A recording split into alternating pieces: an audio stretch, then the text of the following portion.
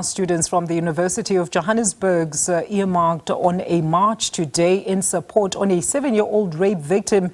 The march began at 11 a.m. from the UJ APK campus and made its way to the SABC offices here in Auckland Park, where a formal handover of their march actually took place. The demonstration also comes as part of ongoing efforts to raise awareness on critical issues affecting the student body as well as the community. Let's now welcome Megan Briede, Save the Children's Director of Programs, in order to weigh in on this very important matter. Megan, thank you so much for your time. Welcome. So your teams and your supporters persevered with the march today despite the horrible rainy conditions here in Auckland Park in Johannesburg. What were you calling for at this march, and were your objectives met? Well, I think the youth are standing up and speaking out, and that's our key objective. Is we like to see our future leaders having a voice against abuse in our country and how rights are being violated every day. Let's go into length about some of the list of your requirements as part of the memorandum and how you actually propose that we can actually better cover, as the national broadcaster as well as other news agencies, the story of Kwekwe and many other Kwekwes, and raise even more awareness for even other victims who might not still have a voice or even enjoy the current media attention that this story is receiving. I think what's first of all very important to say is Save the Children South Africa is representing all children in the country. The march today was led by the student body, as I understand, of the University of Johannesburg, and we commend them on that. And I think that the most important call for action is prioritizing the service delivery to children, prioritizing the reports of abuse that happen, not waiting for people having to march or people having to, bring it to media's attention, but that our police services, our social welfare services, that we actually prioritize every single case that comes our way that has to do with child abuse. Absolutely. And Megan, I mean, moving forward, how do you suggest even deeper level of engagements as well as collaboration with not just the national broadcaster, as I said even earlier, but with all other news agencies, especially when it comes to very sensitive matters like these ones where children are involved, and a lot of consideration from the protection of privacy and information of our subjects has to be considered, without, of course, compromising our duty to the public, and in the advent also of social media? I think the most important thing that we need to realize is absolutely the privacy of the child and the family is of paramount importance. The child needs to be given space to heal. But the most important steps we can take is we use these cases to bring up the bigger issue. And I think that's where broadcasters need to focus.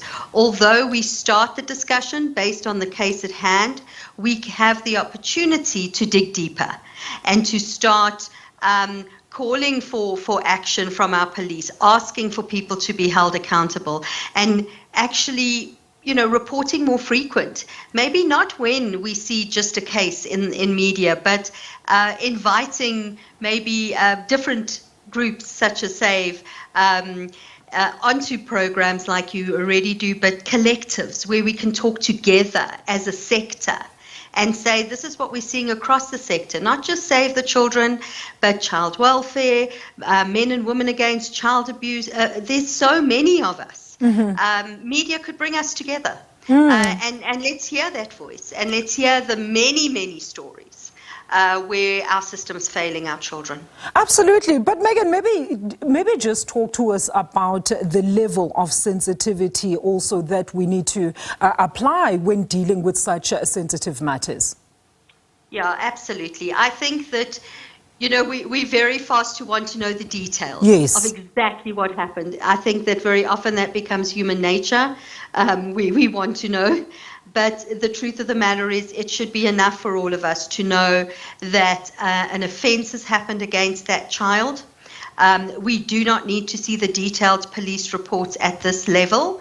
That is for the courts, that is for the therapists, that's for the people who have to engage and support the family directly. And I think that's what we've got to remember. Very often we want more of the sensation.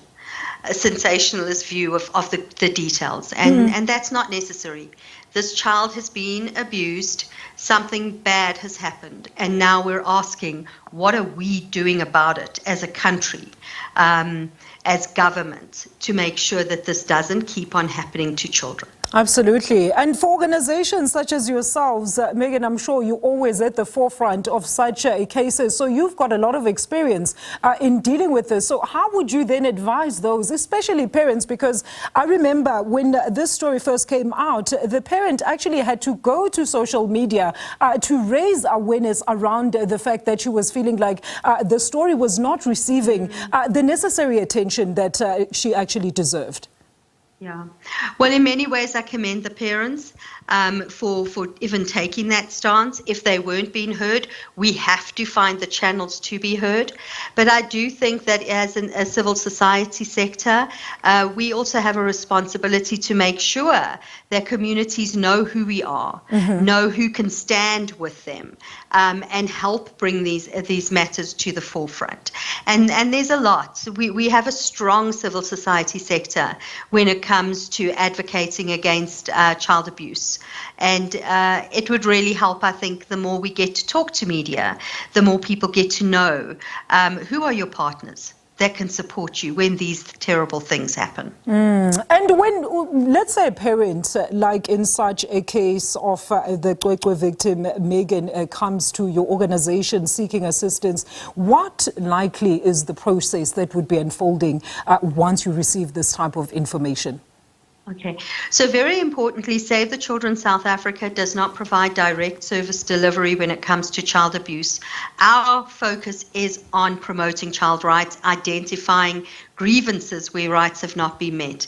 But we have key partners such as your child welfare organizations or any organization where we have what we call designated child protection organizations. And these are your social workers who can immediately take matters up and take them to court and address the issue of the need for a criminal case, as well as possibly a alternate care or foster care or safety basic placement for the child.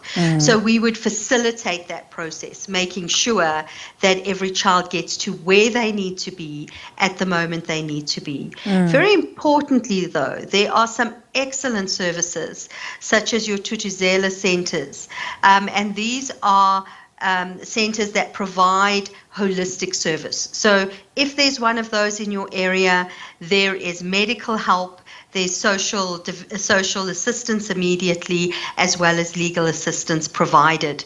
And I think we could invest more on those programs or those services at community level. Absolutely, and even counseling as well, because you can imagine, Megan, some of these victims are so young, they cannot even articulate themselves or what has actually happened to them, to an adult.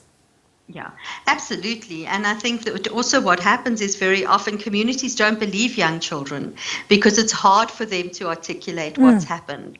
And we wouldn't expect it to be happening. So children aren't automatically believed in their story. So the more we've got services at community level where people know they can receive help, the better. The challenge being is there needs to be dedicated funding through our departments of social development to organizations. Thank you so much, Megan, for your input this afternoon. That is Ms. Megan Briede there from Save the Children. She's the Director of Programs there and, of course, weighing in on today's march that was led by the UJ Students Association there that were calling for justice for Kwekwe.